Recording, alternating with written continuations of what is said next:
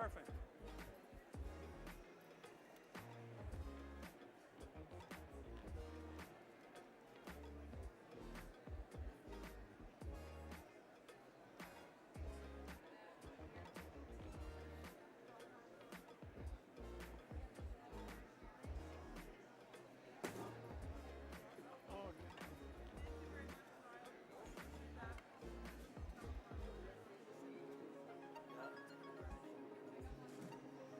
I'm just going to stick. Perfect.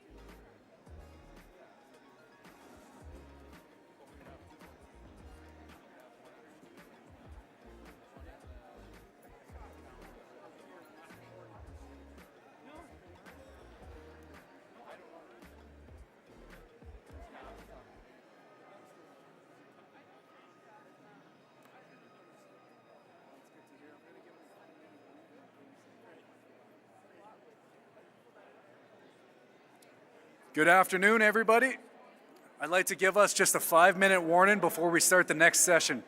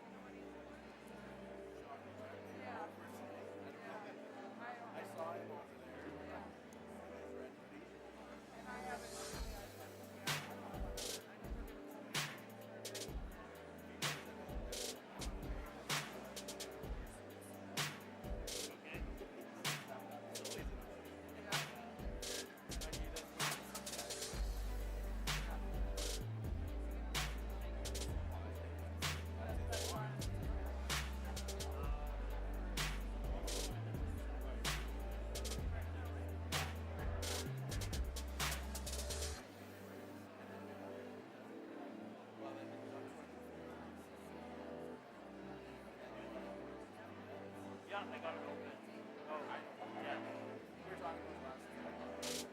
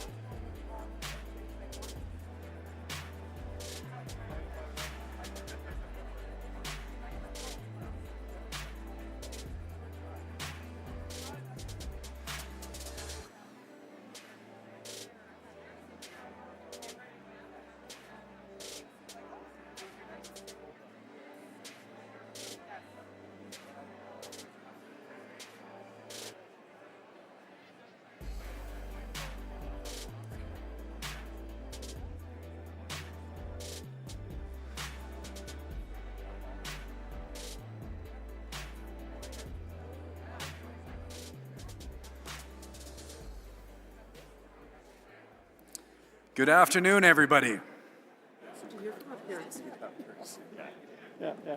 And you should.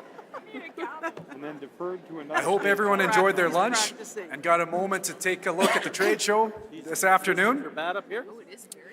We're back to kind of finish off things for the rest of the remainder day. I'm going to have a little bit of an interaction with Mr. John McDonald, partner with Brownlee LLP. Brownlee is the MC sponsor, and so I'm going to ask him a couple questions, and we'll go a little bit back and forth, and then we'll get into the resolutions, of course, moving forward. So I'd like to ask John, what makes municipal law a little bit different than other types? Thank you. So why is municipal law different?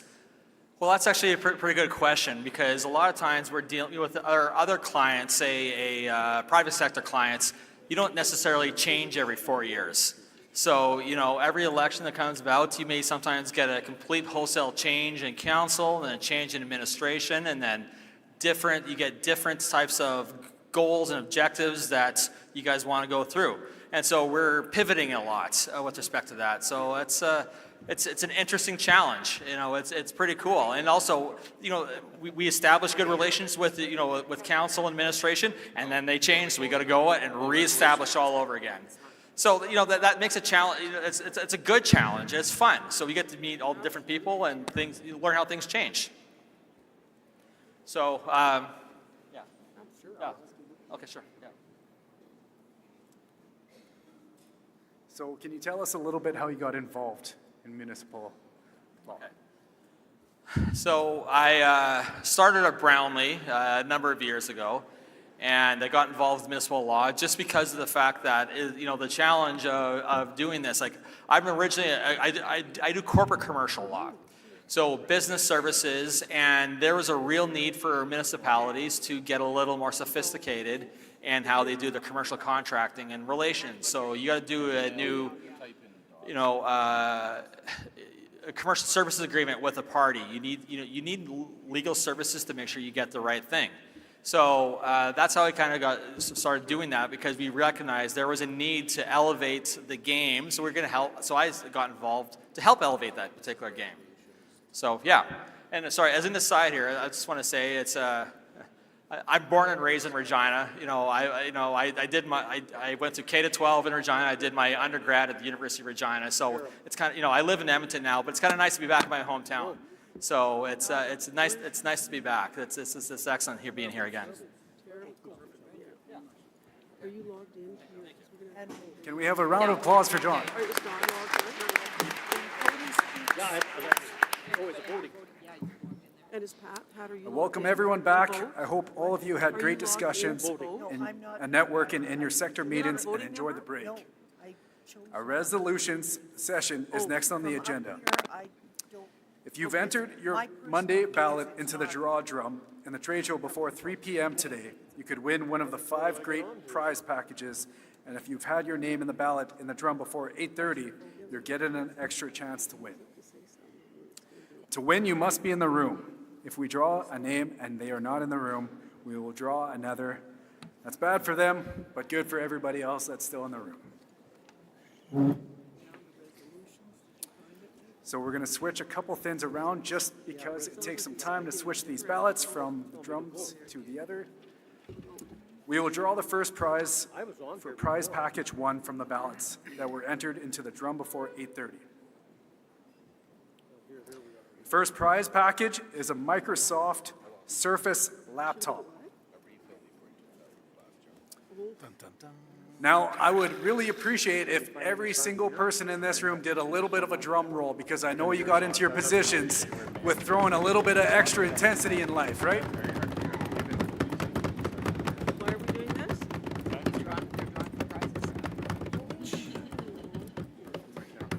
Woo!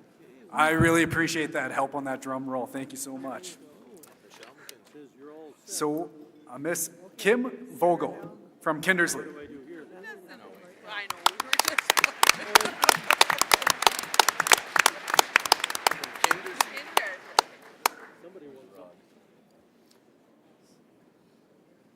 Does a Miss Kim happen to be here? Okay, perfect. Surface? Now, while the ballots get switched from one draw drum to another, I'd like to invite forward David Fong, Engineer Manager, the Water Group with Catterall and Wright Consultant Engineers.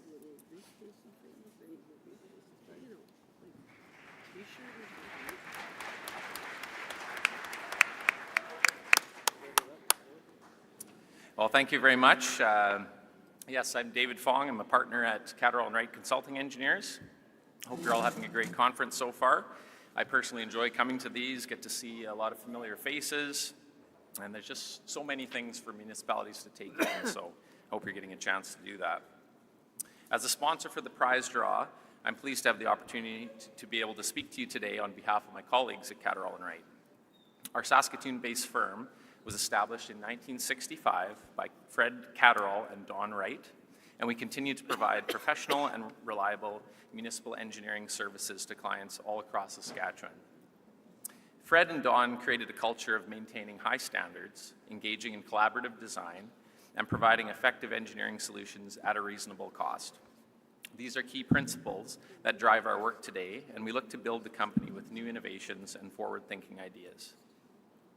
We're a locally owned business, and we provide a wide array of services, including water treatment plants, sewage lift stations, lagoon developments and expansions, asset management studies, roadway rehabilitation, drainage, traffic transportation studies, and community development planning. We also have a survey team which is equipped with drone and LiDAR survey capabilities. I think much of our success comes from the relationships that we foster with our clients. Our team understands the importance of developing trusting and established relationships with the municipalities that we serve, and we place a high value in making those connections in all of our engagements. Your community representatives, whether it be administrators, councillors, facility operators, or other municipal staff, you know your communities the best, and our most innovative solutions come through careful collaboration with you. This approach has helped us deliver thousands of successful projects over the years, tailored specifically to meet the needs of our clients. Now, if any of this has resonated with you, I'd really just encourage you to reach out to us on your next municipal project. Our contact information and all service offerings can be found on our website at www.cwce.ca, and we have a booth set up in the trade show, and we'd be happy to answer any questions that you have. I appreciate your time, and I guess we can continue on with the draw. Good luck.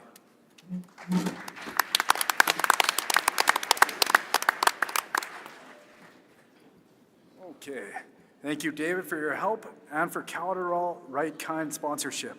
A huge congratulations to all these future winners for the next 4 draws. So I'm going to need everybody's help one more time. Actually, I shouldn't say that because that's a lie. I'm going to need it 4 more times, okay? But for package 2, a 64 gigabyte Apple iPad 9 is what we'll be drawing for next.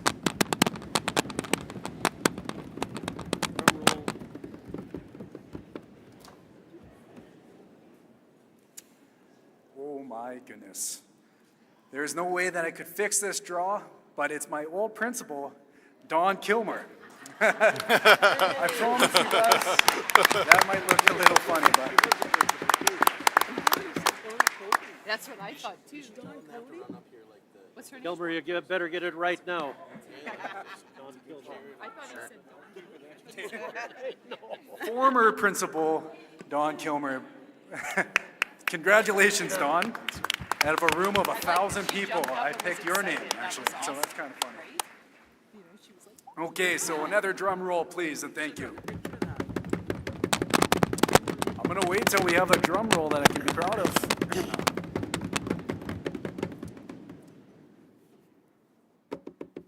I do believe a Jody Lewis, from Watrous, for a perfectly prairie gift basket, including a basket from Over the Orchard, and a blanket from Hard Press, and a copy of Our Towns. That's right. it's coming from Moose Jaw.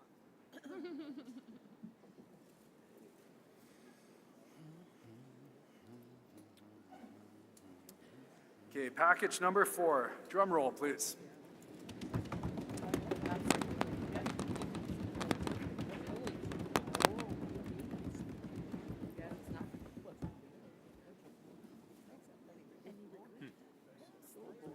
nice. Yeah. Well, if he's driving, it's okay. Danielle Offerman, town of I see. Stoughton? Stoughton. I was thinking of doing something like that. My apologies.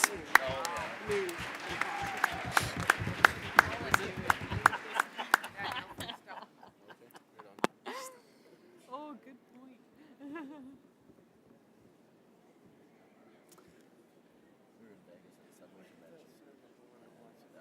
Package number 5. Please and thank you. One last drum roll. You normally do. No, I didn't think so. Yeah, fair enough. Western Association of Broadcasters is in Banff every year, and we fly. Clayton Lingel from Cudworth, please. Thank you. Things like Tim Hortons, they don't get it from what we get in mine. The guy from the Tim Hortons is that's beautiful things. So you end up, giving them away to someone, breaking them open and see what's in it. Take them. Okay, that wraps it up for the prizes that we had to give away for now. A huge congratulations to all of our winners.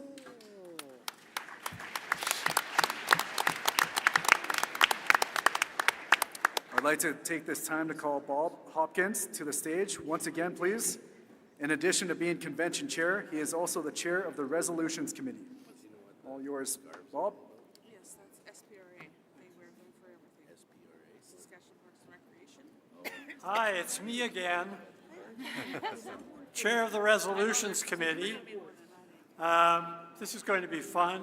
I want to begin by introducing the rest of the committee, and I'll get you, well, their signs are in front of them, so we'll figure this out. Don Cody, City of Prince Albert. Don, put up your hand. Thank you very much. Don Looning, spelled with a W, City of Moose Jaw. Thanks, Don. Bev Dubois, Saskatoon. Pat Jackson, there you are, Pat. Kipling, Michelle McKenzie, Maple Creek, and Kyle Bennett from the town of Shaunavon. They're your resolutions committee, and they've received the resolutions that have been submitted. They've prepared them for debate today, and I appreciate their help. I'm looking forward to working with them this afternoon. We have Mason Stott, who's the legal advisor, the advisor to SUMA. He's going to help me out when I inevitably make mistakes. And then from UMass, which is the Urban Municipality Administrators Association of Saskatchewan, we have Barry Elliott, the president, and the vice president, Landon Chambers. And if there's any procedural squabbles, which I'm sure there won't be, they'll help me out. So let me just say a word about the resolutions. The thing I want to impress on you is that the resolutions are important because they help to shape SUMA's advocacy. SUMA takes the work that you do this afternoon on resolutions very seriously. Last year, the convention asked us to give a little bit more of an update on resolutions. And the SUMA administration has been careful to do that, and you can find that update in a couple of places. First of all, you get updated at the regular regional and sectoral meetings on the outcome of resolutions. The resolutions are recorded in the SUMA's annual report with updates. And then also, we thought at this convention we would give a little bit of an update on where resolutions from the past have gone. I want to start by saying that just because a resolution's passed at a convention doesn't mean that we're going to persuade the provincial government to adopt the resolution, but what it does mean is that we're going to try. So, way back in 2021, there was a resolution on wetland policy for Saskatchewan. Saskatchewan is the only province that doesn't have a wetlands policy. SUMA brought together a panel of experts to study the question and to put forward recommendations for a policy. That was then submitted to the Water Security Agency of the province. And to this point, unfortunately, they haven't adopted a policy on wetlands.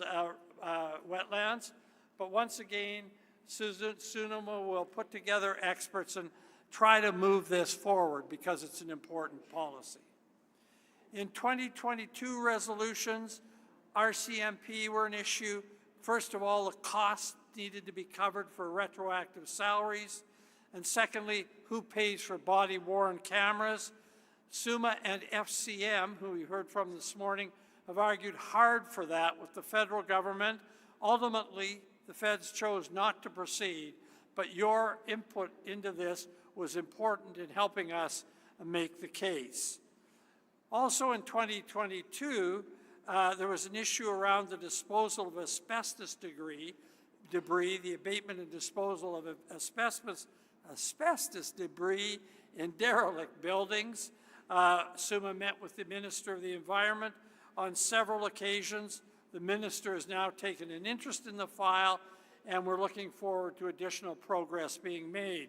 And when I say that SUMA met with the Minister, what happens is that a member of the SUMA administration, often Sean McKenzie, and a group of people from the SUMA board get an appointment with the minister. We meet, we explain what's on our mind, we explain that it's of concern to our delegates, they've passed a resolution, and we get the attention of the government in that way. In 2022, there was a resolution on healthcare recruitment and retention. There has been good success here. You heard from the Premier this morning, nursing positions have been created, upgraded from part-time to full-time. There's bursaries available now for paramedics. Number of seats available for training doctors and nurses have increased, and the way that family doctors are paid has been reviewed. Now, there's a lot more work to be done there, but the SUMA resolution puts pressure on the government and signals to the government that all of you who look after our municipalities and our towns and cities, all of you find this is really important. And I can tell you from chairing the Intergovernmental Relations Committee yesterday, it's still a very important issue and will be top of mind in SUMA's advocacy. In 2023, the issue of homelessness and livable support for those who are without homes, an issue arising in many cases out of mental health questions and addictions. That issue was made a pillar of advocacy for SUMA. We've made some progress on it. And I know from Regina that there's been progress. We've had help in that area. That will continue to be a focus of SUMA's advocacy. And then finally in 2023, funding for landfill decommissioning came up on the resolutions. Again, we've talked to the Minister of the Environment. The Minister is committed to looking at how red tape can be reduced, and also we continue to push for dedicated provincial funding and for qualifying for federal grants in the area of landfill decommissioning.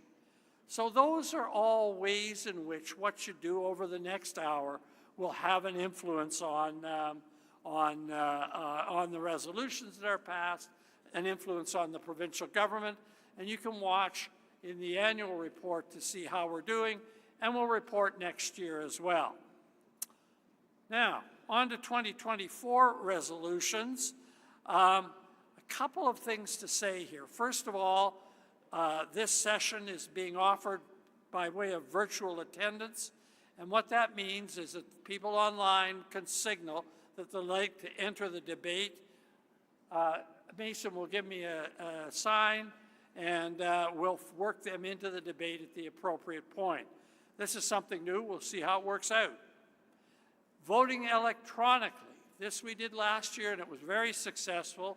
DOTS, who are over there right at the back wall, have put on a display this morning on how it works. The key thing is that those designated as voting delegates from your municipality have a link and voting credentials, and they'll be able to use that to cast a ballot. If there's difficulty, it's the DOTS people in the back that will help out. So I'd like finally to, before we get going, a couple of procedural things. First of all speakers must be both elected officials and SUMA delegates. So speakers, if you want to speak, you got to be an elected official and a SUMA delegate. Secondly, I'll move as the chair each resolution, and I will then get one of my committee members to read out the therefore clause of the resolution. So we're all pretty clear what exactly is on the floor. At that point, I'll ask for anybody who wishes to speak to the resolution to come forward. I'll have indicated what community the resolution comes, and usually that community wants to send someone to speak right off the bat in favor of the resolution that their community has proposed. We're going to try something a little different this year. We've got 4 mics, 1, 2, 3, and 4 over there. Microphones 1 and 3. 1 and 3 are for those wishing to speak in favor of the resolution. Microphones 2 and 4, those wishing to speak who are against the resolution. And the purpose of that is to see if there's debate, to make sure that both sides of the debate are heard in an orderly way. So I'm going to say it again. 1 and 3 for those in favor, 2 and 4, those opposed. We'll see how that works out. When you wish to speak, come up to the microphone. There may be someone in front of you. I'll just watch and make sure that your turn comes up. And as I say, I'll try to move between 1 and 3 and then go the next round, 2 and 4, and back to 1 or 3. So try and keep that in order. When you come up to speak, state your name, please, the community you're from, and you get 2 minutes. 2 minutes to speak, and at the end of the 2 minutes, the microphone goes dead. And the reason simply for that is to make sure that we've got everybody who wants to speak has a chance to speak. There's 11 resolutions, and we'd like to get them all passed, opportunity to have someone speak. At the end, once the debate is concluded, I'll call for the questions. The ballot will be opened, and then you'll start the electronic balloting. If you don't see on your iPhone a ballot for the item we're currently voting on, hit the refresh, the next vote button, and the next vote will refresh. Now, and once the voting is on, you've got 30 seconds. That's the most fun part, actually. You've got the 30 seconds. And again, if there's trouble, speak to the DOTS people. If there are procedural challenges, that's why we have the parliamentarians here to help me out. And we ask that everybody be respectful. Everybody okay for that? Great. I'm going to kick this off then. And what I'll do is the first resolution is anti-harassment support. It's from the town of Asquith. And I'm going to ask Michelle to read out the therefore clause.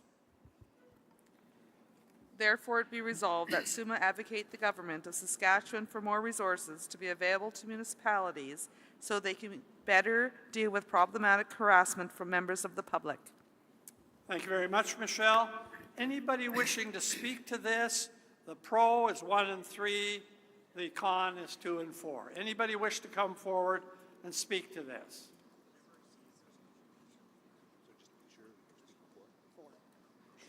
Thank you very much. Go ahead. Please state your name and the municipality. Thank you. I'm Jackie Stovey from the town of Asquith, so obviously I'm speaking for this. We all know that we have a serious CAO shortage in this province, and some of that is related to this cause. So I feel it's important that our CAOs feel safe when they're at work. The things we've been going through for the last couple of years have been absolutely crazy. We have 2 individuals that are making our lives pretty miserable. We're in a small community. They know where we live, where we work, who our kids are. We have minimal office staff, usually just 1 female administrator, sometimes an assistant. We've created a public conduct policy that these individuals just blatantly disregard. Our CMP response time is 45 minutes or longer. Legally, there's nothing the RCMP can do to help us with this harassment until something violent happens, which is very sad. We've exhausted resources, time, and money. We've spent $30,000 with lawyers trying to take the ethical route with integrity and do things right. And I believe that this is not just our community that's dealing with this. After talking to many people here, this is a common problem, and it's leading to high turnover, burnout, and a CAO shortage. So I'm asking SUMA to be the big voice for us. Thank you. Thank you very much. Thank you for keeping within the time. Anyone else wishing to speak to this resolution? Microphone number 1. Go ahead, sir. Yes. Name and municipality. Scott Curry, newly appointed Deputy Mayor in Radisson. I just want to, offer my support with Asquith. We are running into the same problems. We have one gentleman, he actually followed our one administrator all the way home to Blaine Lake, which is a 45-minute drive. She called the police said they couldn't do anything to help. So she ended up quitting. We've actually gone through quite a few administrators because of this one gentleman. Again, we've tried the same thing. We've put in anti-harassment. We've actually banned this gentleman from our municipal buildings. He still comes. When he does show up, we call the police. The police don't do anything to help. I've got the opportunity to work in Saskatoon. My wife works in Radisson, and he goes to her office, and he's always harassing her over there, yelling and swearing at her. Goes into our municipal building, harassing our CAO and her assistant, and there's nothing the police can do because he always walks that fine line and doesn't step over. And we're at our wit's end. We don't know what else to do with this gentleman, and there's no support out there for us as council members and our administrators as well. Yeah. Thank you. Thank you very much, sir.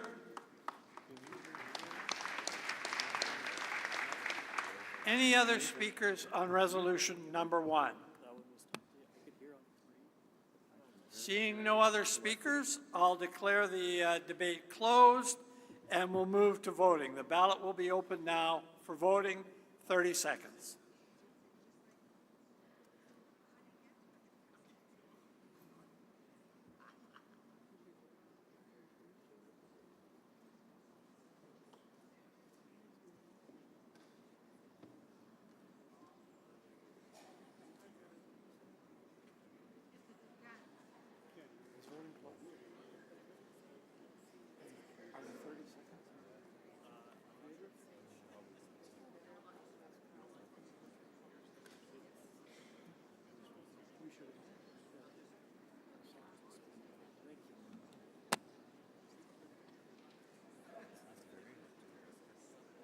Sure.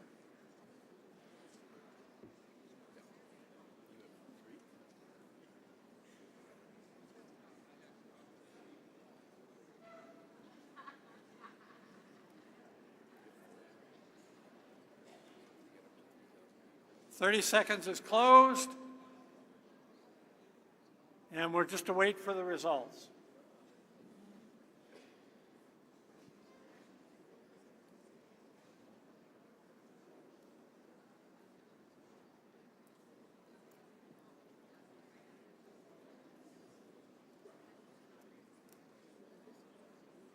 Here we have the results, 94.5% in favor, 5.5% opposed, 271 ballots. Well done, folks. That's great. Give yourselves a round of applause. Absolutely.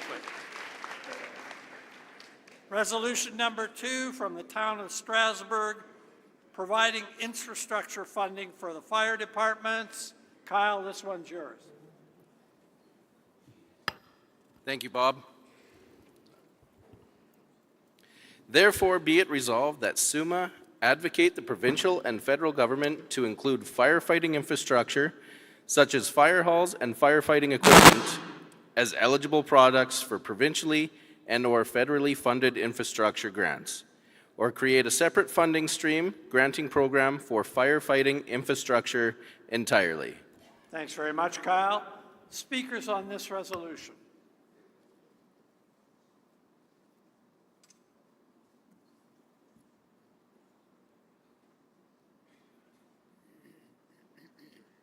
Microphone number 3, name and community. Please go ahead. Kelvin Stepanski, the Town of Strasbourg, Mayor. As stated in the resolution, it is imperative and required that municipalities provide fire protection for their residents. By show of hands, I'm wondering who here needs updated fire equipment or a new fire hall? I'm going to call that out of order. Okay, sorry. The cost of upgrading equipment and building fire halls to accommodate newer equipment is prohibitive in many municipalities. In fact, it is basically unaffordable. The federal and provincial governments give funding for many different projects, but why is an essential service such as fire protection not included in these funds?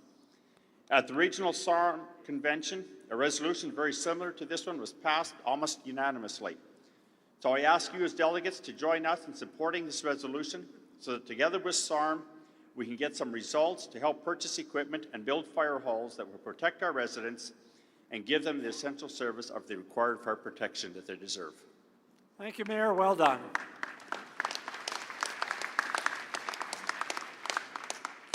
And I'm seeing microphone number 1. Go ahead, name and community, please. Dana Anderson, Mayor for the Village of Craven. I agree and support this particular motion, but as it's worded in the actual resolution, I personally think that a separate funding stream is probably something that makes the most sense instead of necessarily lumping them together with already existing infrastructure grants. Something to consider. Thank you very much.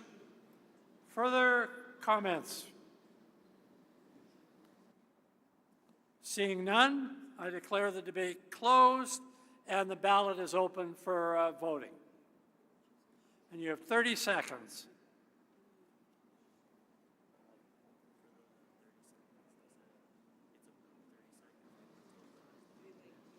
It's 30 seconds. I'll watch on this clock.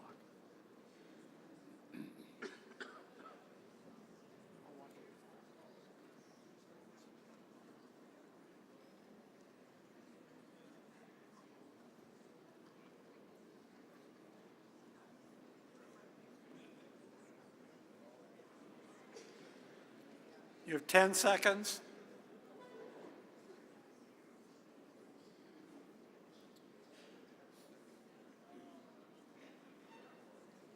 The voting's closed. We'll wait for the results.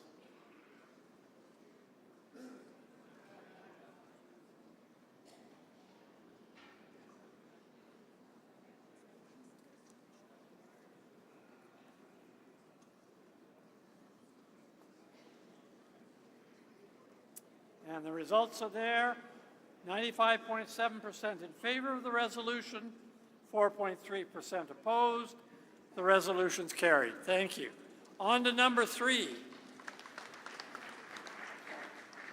Pending more supports for animal control. Bev, that one's yours. Thank you, Bob. Therefore, be it resolved that SUMA advocate the provincial government to amend legislation to provide municipalities with proper authority, resources, and funding to effectively deal with animal control issues. Thank you. Town of, missed the town. Town of Strasbourg. Go ahead, sir. Thank you. Lauren Gottslig, Councillor for the Town of Strasbourg. Thank you. I want to take this opportunity to thank you for allowing me to speak towards this resolution. Many communities are in the same situation as our town. Our town is too small to have an animal control officer, a pound, an animal shelter, or employees to handle animal issues. Our town recently had an incident involving a dog that terrorized our community. And when asked for help from our RCMP detachment, the response was, well, has the dog bitten anyone? Well, this is not good enough. Something has to be done before anyone is harmed. We need to do better than this. Fortunately, our issue in Strasbourg was resolved without any harm, but what about the next time? I'm also sorry that we didn't know exactly how to word this resolution because quite honestly, we don't know what the solutions are. If we knew what the solutions are, we would be putting them into place. We need help with your support to find resources to help our communities so that we can keep our ratepayers safe and the animals within our communities safe as well. Thank you. Thank you. Appreciate your comments. Any other comments on this resolution? On number 3. Go ahead, sir. Yes, speaking for, yeah, sorry. Brady Berg, Mayor, Village of Frontier. Thank you. Our village has a very, very similar issue, and it is still ongoing. So I'm happy to hear Strasbourg has their issue, the issue's closed, the dog has been dealt with. We're still in the situation where people are refusing to walk down certain streets in town because they're being chased by aggressive dogs. The dogs are off leash. We have our bylaw officer involved. We keep issuing fines, and it's just a reciprocal, it's going over and over and over, and nothing is getting done. I speak strongly for the motion because we are at wit's end. We don't know what to do. But one suggestion, and I'm looking over here, to maybe a possible, something I can suggest to ask, can a community request to the RCMP or to the judge, because the dog has to go before a judge, before anyone gets hurt, to get that dog declared dangerous before anyone gets hurt. We know what's going on. Our bylaw officer knows what's going on. We have paperwork. There fortunately hasn't been a situation where somebody has been hurt, but it's going to happen. And before it happens, maybe we can get that dog declared dangerous if we can get our bylaw officer and the community to support some sort of letter or something, some sort of request to the RCMP. Thank you very much. We'll take a question under advisement. Appreciate your comments. Any other comments on this resolution? Seeing, go ahead.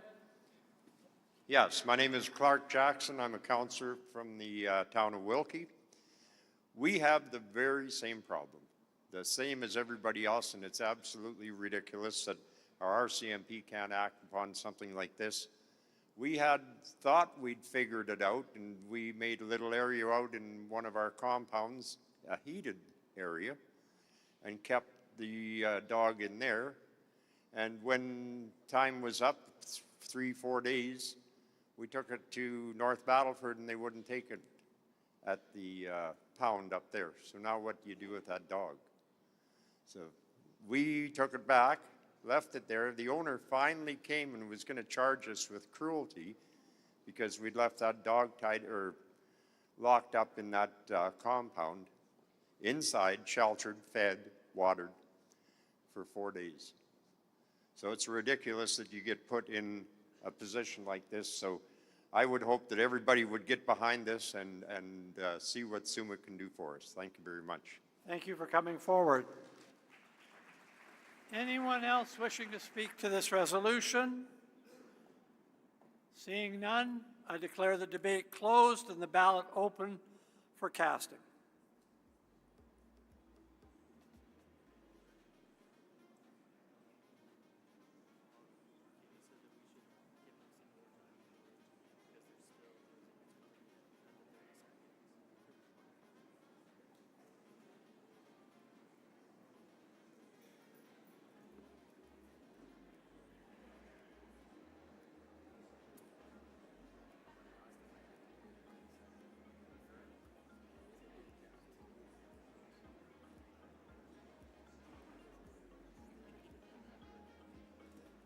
Seconds.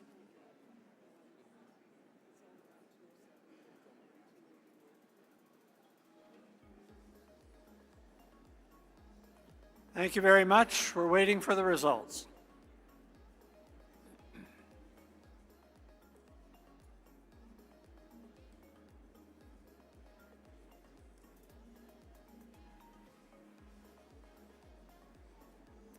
And the results are in. 89.4% in favor of the resolution, 10.6 opposed, total ballots 293. Thank you very much. Resolution carried. On to number 4, adding unpaid fines to tax rolls. This is submitted by the Village of Buchanan. And Don, I think you're on.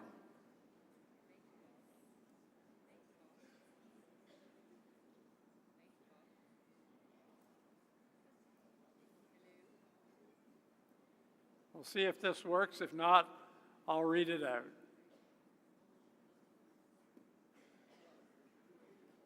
Let me read it out. Thanks, Don, at any rate. Therefore, be it resolved that SUMA advocate the province to amend legislation to allow constituent communities to add unpaid fines onto ratepayers' tax rolls. Anybody wishing to speak to this resolution?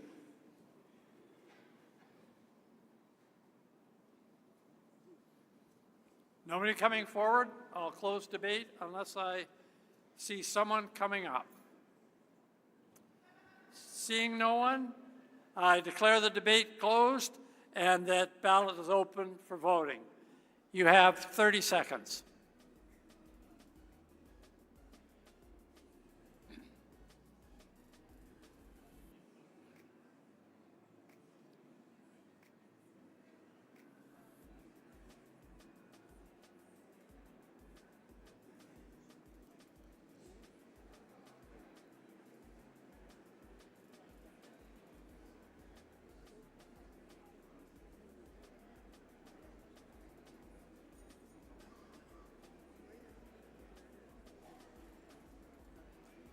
Ten seconds.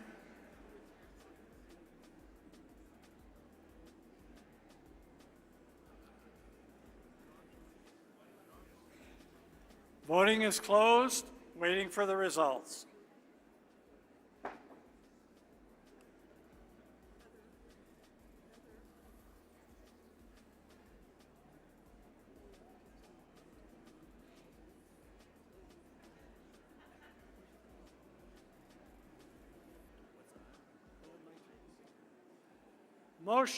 The resolution carries 82.6% in favor, 17.4% opposed. Thank you very much. Take a little exercise there. That takes us to resolution number 5, crop spray, drift notification, resort village of Manitou Beach. Let's see if the mics are working. Don, go for it.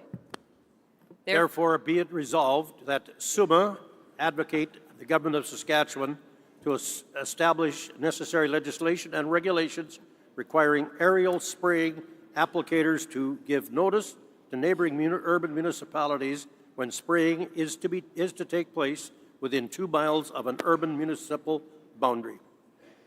Thank you very much. Any Don will do. Anybody wishing to speak to this resolution? Number 3. Bill Maddock, Resort Village of Manitou Beach. Thank you. Go ahead. Our council decided to present this to the resolution, and due to the increased activity of aerial crop spraying on agricultural lands adjacent to our municipalities, we would like the government to establish regulations requiring that applicators be required to give notice of spraying activities in advance so that administrations can provide notice to the municipal residents. We have people who, with health compromised situations, contact with that spray, it drifts a long ways, and certainly people end up getting caught with it without realizing it's in the air until it's too late. Ideally, we feel that the Sask alert system could be utilized in the process of providing notice as well. So we would certainly like to see increased regulations on aerial spraying activity. Thank you. Any further debate on this resolution? Anyone wishing to speak? Seeing no one, I declare the debate closed and the ballot open for voting. 30 seconds.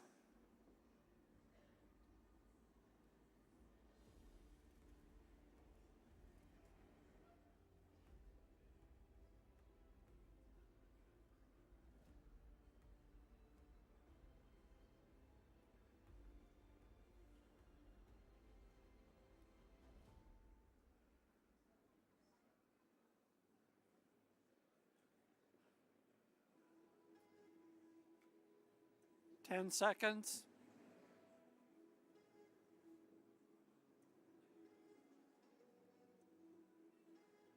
Voting closed. We're awaiting the results.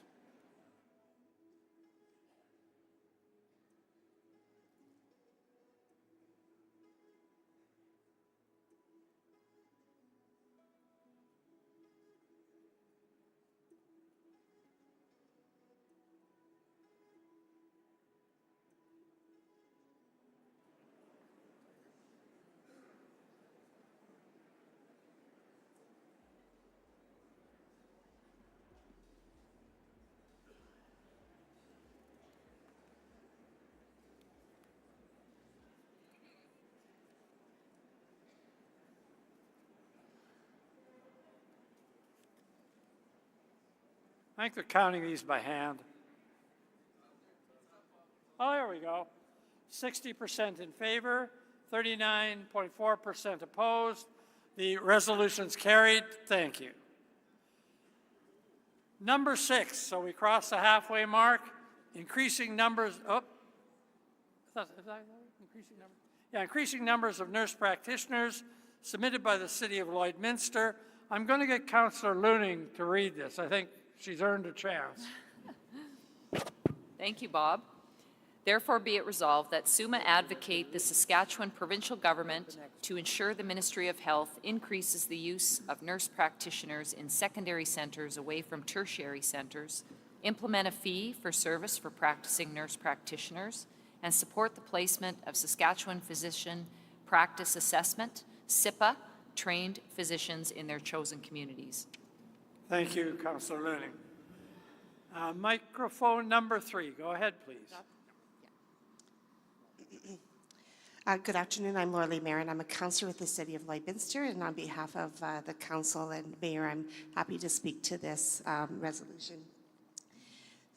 So not all the residents of Saskatchewan, and certainly we see this in Lloydminster, have the ability to access primary care through a physician or a nurse practitioner to deal with their medical issues and to be proactive in their medical health. And so many of these residents end up in emergency rooms, which costs us and the government more money, and it doesn't provide the level of care that individuals really need to have. So the City of Lloydminster, along with many other areas within Saskatchewan, are experiencing an extreme shortage of family physicians and the lack of utilization of nurse practitioners. So the recruitment of physicians to the city and throughout Saskatchewan would really address this situation and lessen the burden on the emergency departments and increase the ability for people to access the kind of help that they need, as well as implementing the ability for nurse practitioners so that they have the opportunity to open a clinic and bill SHA for service. And finally, when many communities are training Saskatchewan Physician and Practice Assessment Physicians, SIPA, however, many of those professionals are not being placed in their chosen communities. And so increasing access to primary care where we live, work, and play will help us to create a healthier future and be better for all residents of Saskatchewan. Thank you. Thank you. Perfectly timed. Any other comments on this debate? Anyone else? Seeing none? Oh, here we go. And just to be sure, Blue. Sorry. Yeah. Well, Cheryl Stavnicek, City of Regina. I just have a question for the mover of the motion. The fact that it says implement a fee for service for practicing nurse practitioners, I want to understand why the model, the payment model is specified in the resolution and of whether or not that is absolutely necessary, because there might be a salaried approach as well. So I don't know if the mover of the motion wants to explain that. I'm going to give the mover of the motion or the mayor an opportunity to come forward and briefly explain this.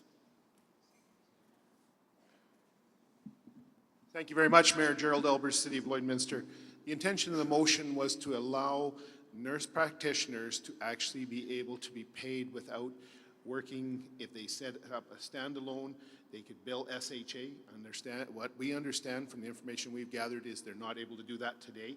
Only doctors are able to bill. So that if the doctor doesn't permit the nurse practitioner to operate, so the intention is it would be a public service that the nurse practitioner would be able to bill SHA for the services that are provided to Saskatchewan residents. Thank you very much, Mayor.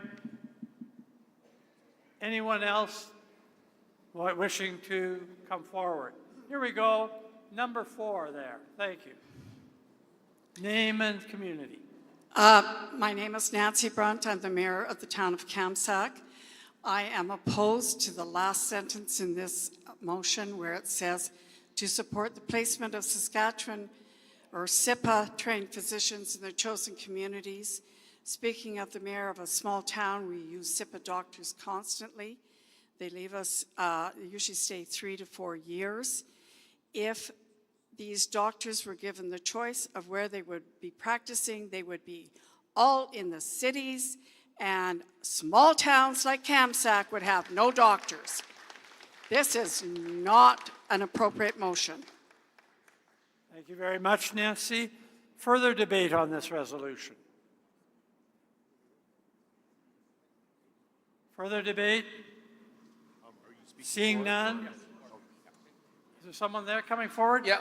Thank you, Forward sir. motion. Name Michael- and community, please. Michael Dychuk, City of Lloydminster. Speaking in Thank you. favor. Woo, all right. Part of what the issue is, there's two pieces in there, and I understand the complexity of it. But part of the issues we're seeing is that it's a rotating turnstile door in communities with SIPA doctors. And what we're trying to do is promote some stability. By adding a nurse practitioner, if we can't fix the doctor portion of it, we have currently physicians within our own community that are applying to SIPA to stay in the community, and they're not being allowed to do that through the process. They're not even making to the interview process, and yet they're qualified to do it. But nurse practitioners tend to be, again, a little longer in the tooth because you have to do the nurse training, then plus go further to be able to get that level of expertise, and they typically will stay in your community. So part of this motion is to allow those nurse practitioners to be able to practice in your community and not be subservient to a doctor physician, and they're allowing themselves to be able to bill right directly with SHA. So this process here allows you then to have that level of care with people that are willing to stay in your community, and so you have two pieces working sort of in complement with each other. Thank you. Thank you for your remarks. Any further debate?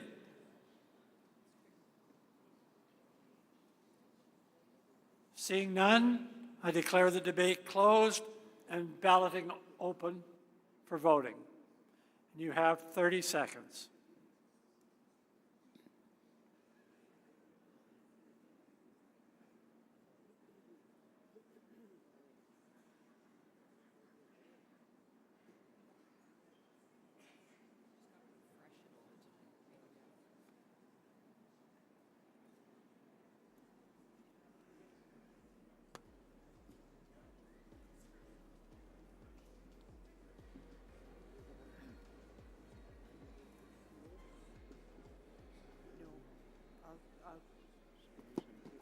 Depends on what Bob says. 10 seconds.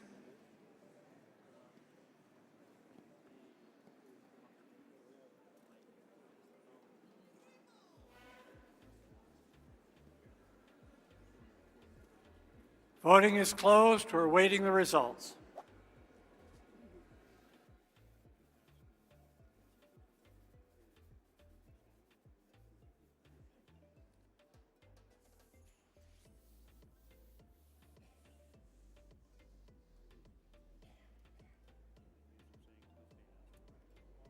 The results are 56.1% in favor, 43.9% opposed.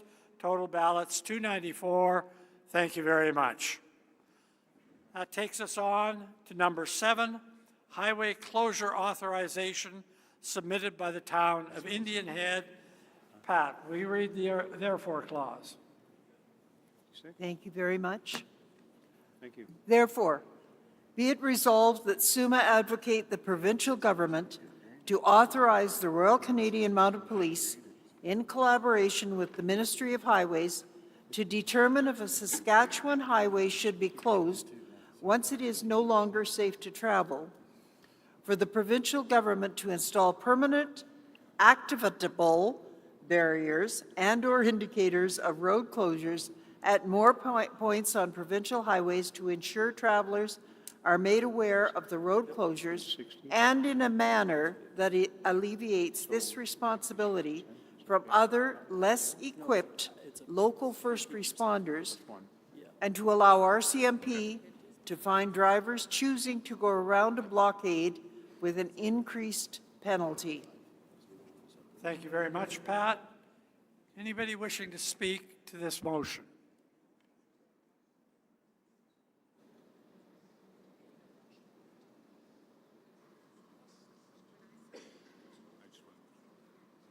Microphone number 3. Name and community, please. Stephen Cole, Mayor of Indian Head. Thank you. The reason we're asking for this is in the last year, we've had 4 incidents where highways haven't been shut down, and we've had buses hitting semis, rolling, different things like that.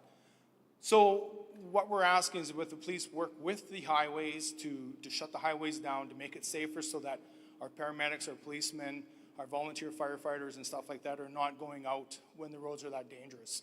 Because lots of times in these storms, we have Department of Highways not actually out because the roads are that bad. And we still have people traveling the roads. That's it. Thank you very much. Thank you. Anybody else wishing to speak to this resolution?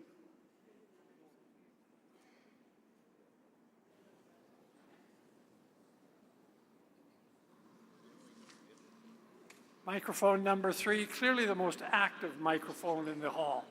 Go ahead, sir. Name and community. Norman McDonald, councillor for Wolseley.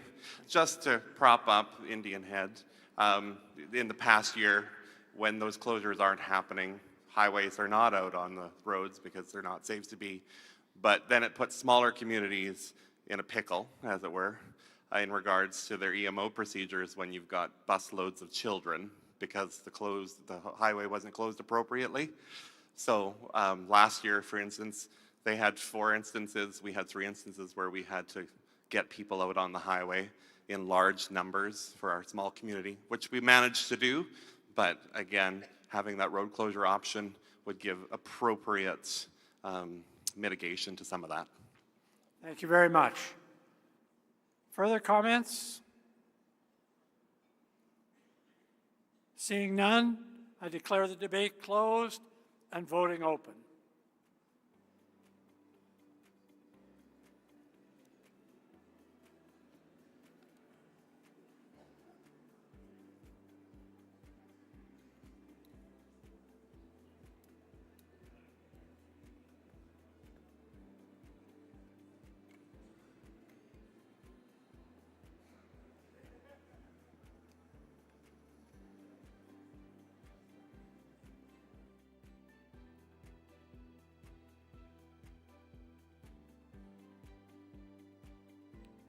Ten seconds.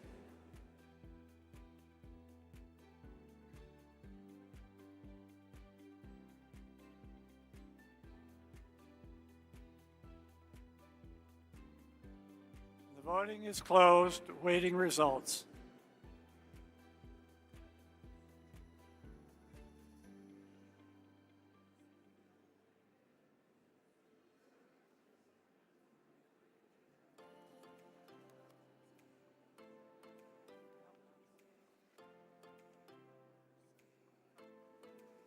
And the results are in: 80.1% in favor, 19.9% opposed. On 296 ballots, the resolution is carried. This moves us on to number 8, increased financial support for fire services, submitted by the City of Prince Albert. And Michelle, back to you. Thanks, Bob. Therefore, it be resolved that SUMA advocate the Saskatchewan government and federal government for increased financial support for fire services provision in Saskatchewan. Thank you, Michelle. Anyone wishing to speak to this motion? Number 1, name and community, please. Thank you. I'm Dawn Kilmer. I'm a city councillor, or a councillor in the City of Prince Albert. Thank you. Thank you. I've just got a written response here. Thanks for the opportunity to speak in favor of this resolution.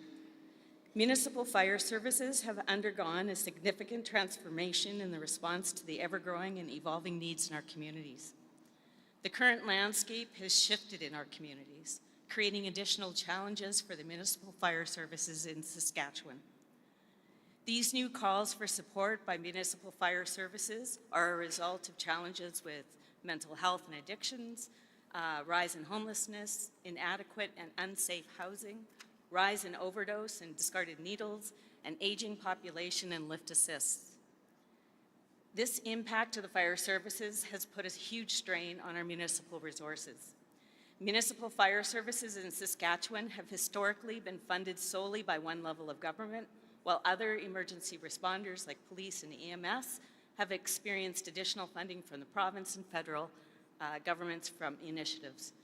Municipal fire services in Manitoba have been funded in part by their provincial government for over a decade, which has eased the financial strain felt by their respective municipalities in addressing their ever-increasing conditions.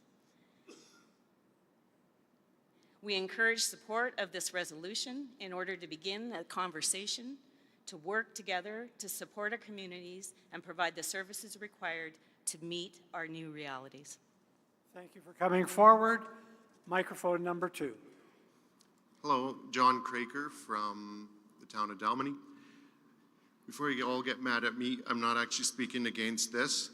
I just have a question, so it's neither for nor against. Can somebody explain to me, please, how this is different than number 2 and why we wouldn't combine them? Maybe there's a great reason, I just don't see it, but is anyone able to explain that? Okay, go ahead. Yeah. Number 2 is for infrastructure. This one is for services. Right. Okay. Great. Any other comments?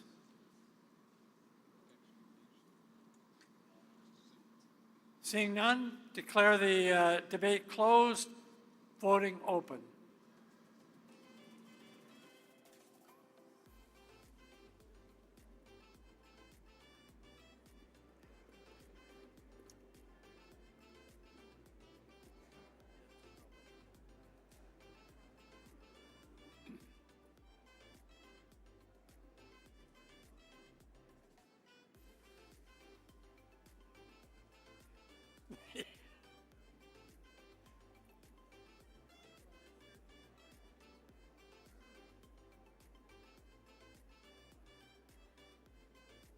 Ten seconds.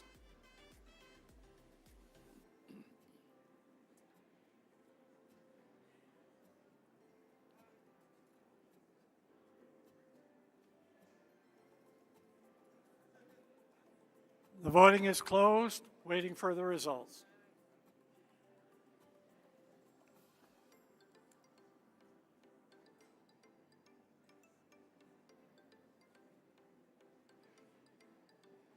And the results are in. 91.9% in favor, 8.1% opposed on 298 ballots. Thank you very much. Brings us to number 9, funding for Saskatchewan urban parks, submitted by City of Prince Albert. Kyle. Thank you, Chairman. Therefore, it be resolved that SUMA advocate for the provincial government to reestablish grant funding and partner with Saskatchewan municipalities in order to sustain and grow our beautiful urban parkways and open spaces. Thank you. Anybody wishing to speak to this?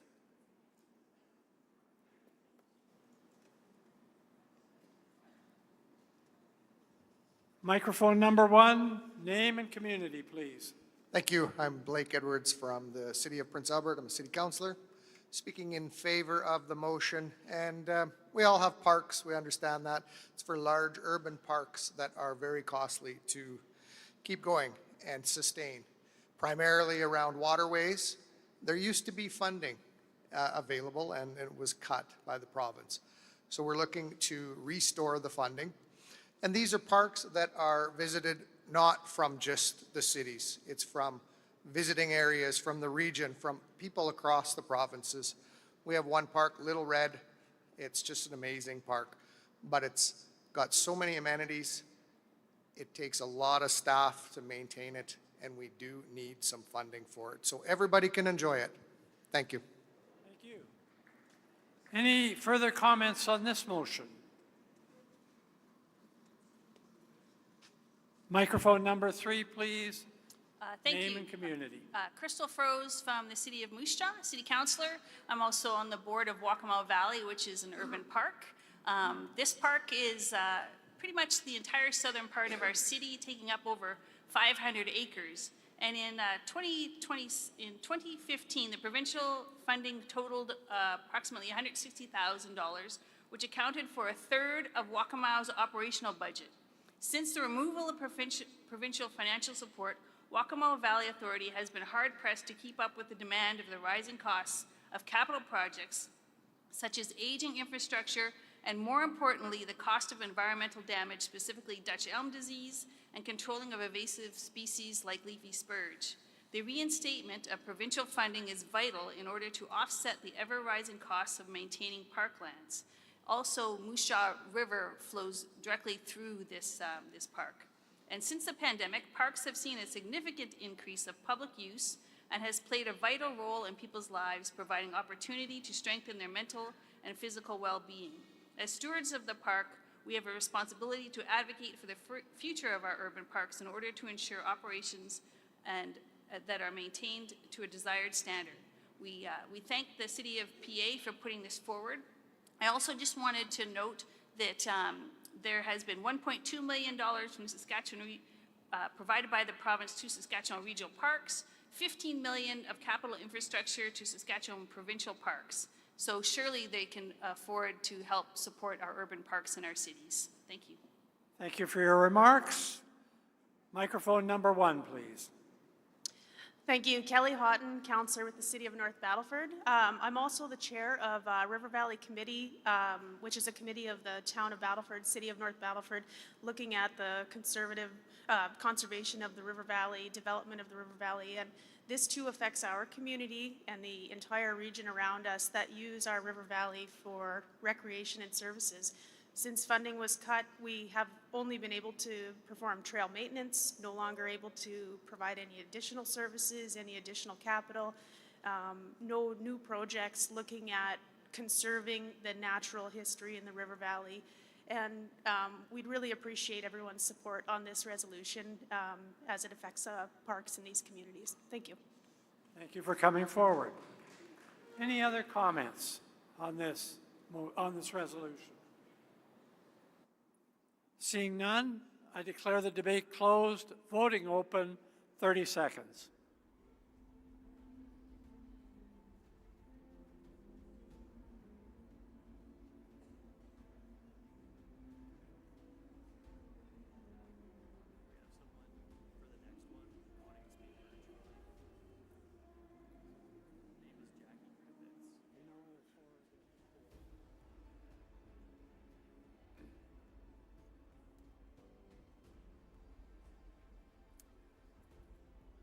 Ten seconds.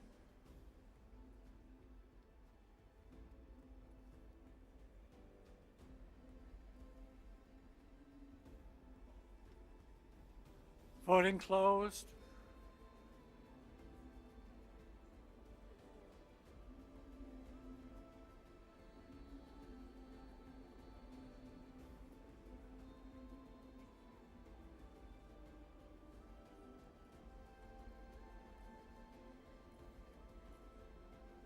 And the results are 79.7% in favor of the resolution, 20.3% opposed on 286 ballots.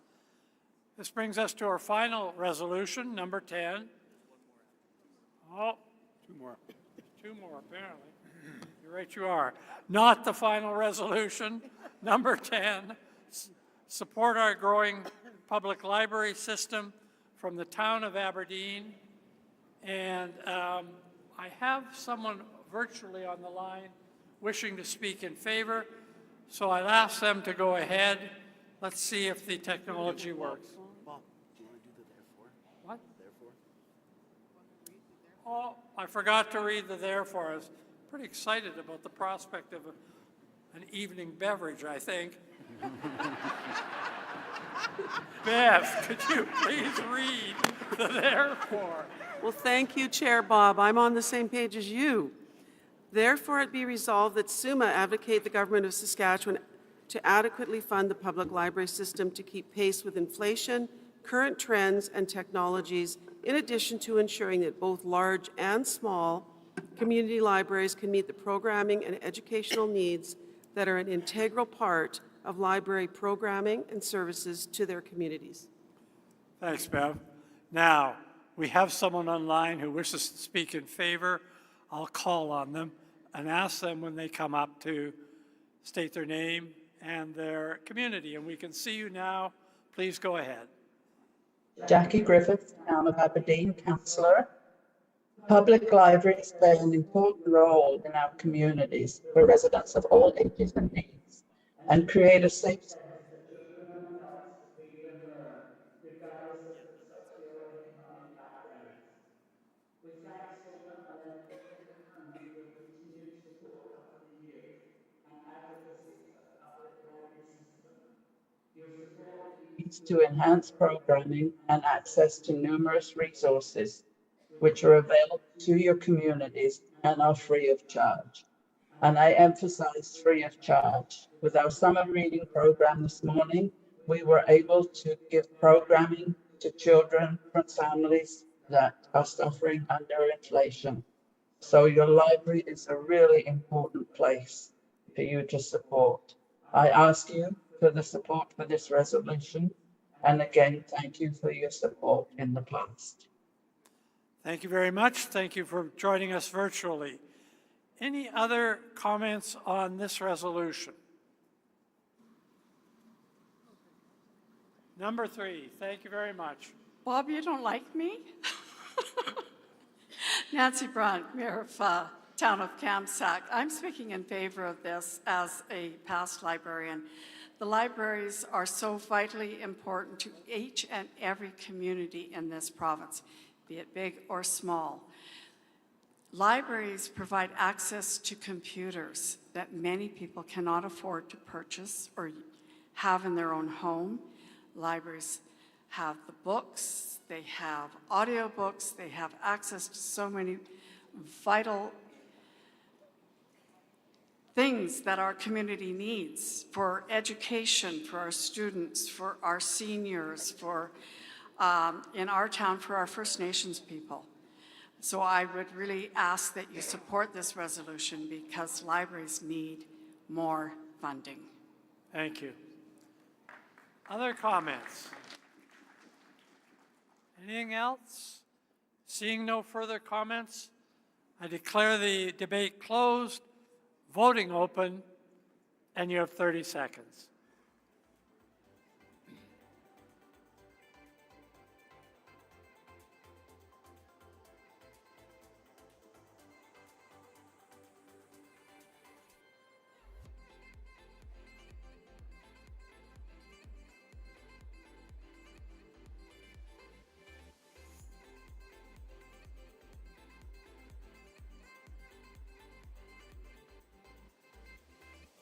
We have 10 seconds.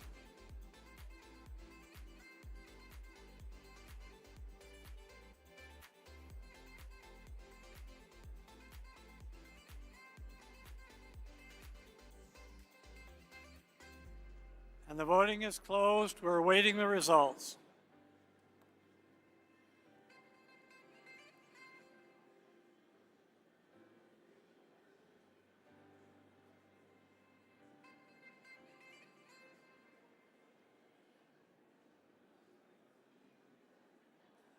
The results are in: 87.1% in favor, 12.9% opposed on 286 ballots. Thank you very much. We're at number 11, the final resolution. The sun is crossing the yardarm, greater bylaw enforcement powers, and it's dawn.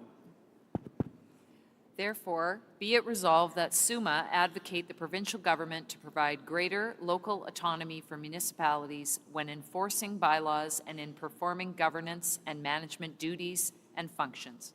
Thank you, Don. This was submitted by the town of Willowbunch. Anybody wishing to speak to it?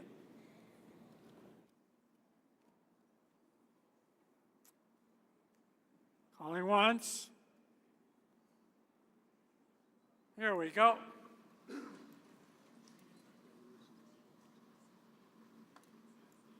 Microphone number 3, please state your name and your community. Margaret Brown, town of Willowbunch.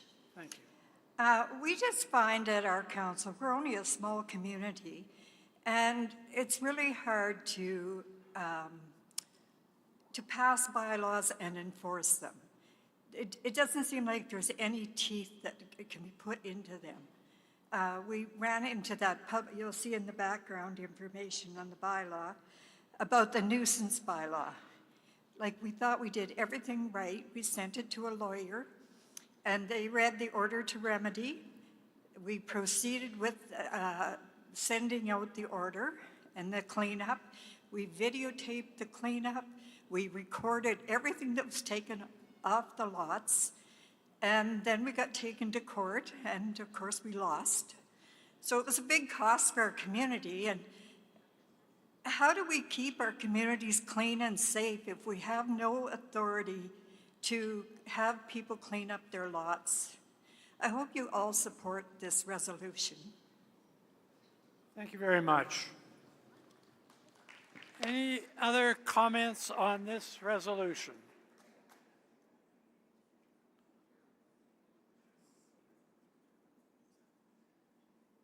Seeing none, I declare the debate closed. Voting open, 30 seconds.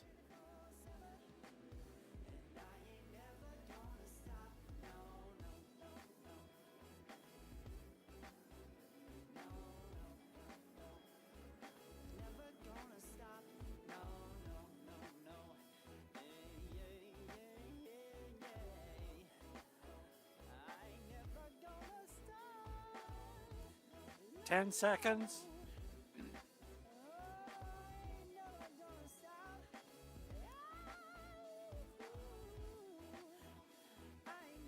Voting closed.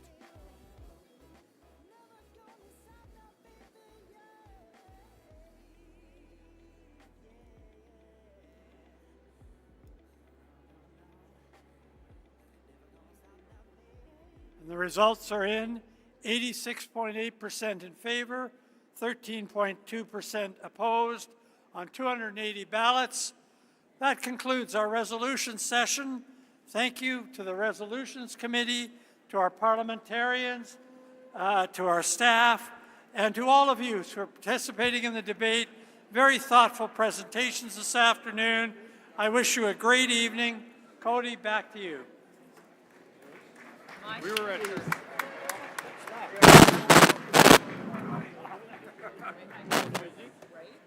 Thank you, everybody. That concludes our sessions for today. Buses will be picking up outside of ITC today. This will pick up the location for the remainder of our time together. Please see the bus schedules in the lobby and on the app for more information. I will see you tomorrow morning. Breakfast starts at 7:30 a.m., as does the Municipal Marketplace presented by Kinetic GPO. Grab a breakfast sandwich and tour the booths. Tomorrow is the last day for the trade show, so if you haven't had a chance to visit yet, make sure you find some time to get there.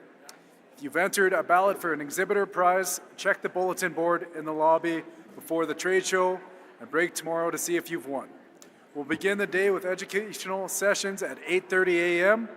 As a reminder, you can find the full schedule, including the location of each session, in the convention app and on the back of your agenda cards. Have a wonderful evening, and don't forget to upload the photos you took today to Memory Keeper for everyone to enjoy. Have a good evening, everybody.